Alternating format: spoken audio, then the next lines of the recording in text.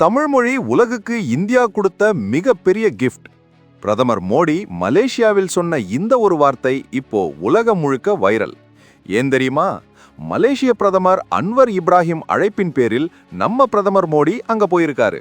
அங்க நடந்த சில விஷயங்கள் தான் இப்போ ஹாட் டாபிக். விமான நிலையத்துக்கே வந்து வரவேற்றது மட்டும் இல்லாம மோடியை தன் சொந்த கார்லயே கூட்டிட்டு போயிருக்காரு மலேசிய பிரதமர்.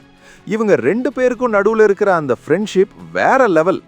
அப்போ பேசின மோடி, தமிழ் இலக்கியம் நித்தியமானது, தமிழ் பண்பாடு உலகளாவியதுன்னு சொல்லி அதிர வச்சிருக்காரு.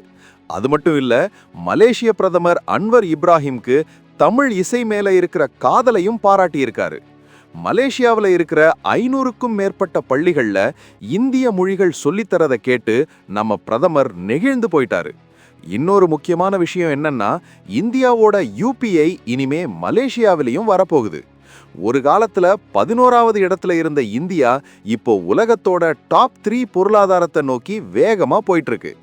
இந்தியாவின் வெற்றி தான் ஆசியாவின் வெற்றின்னு மோடி சொன்ன அந்த தருணம் உண்மையாவே ஒரு ப்ரவுட் மொமெண்ட். மலேசிய பிரதமர் மோடிக்காக பாட்டு பாடுவார்னு உங்களுக்கு தெரியுமா? உலக அரங்கில் தமிழ் மொழிக்கான அங்கீகாரம் இப்போ இன்னும் அதிகமாயிருக்கு.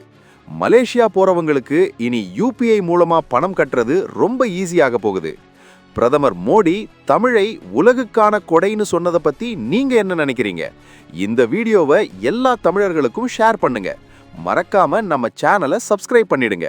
அதான் சொன்னேன், தமிழ் மொழி உலகுக்கு இந்தியா கொடுத்த கிஃப்ட்.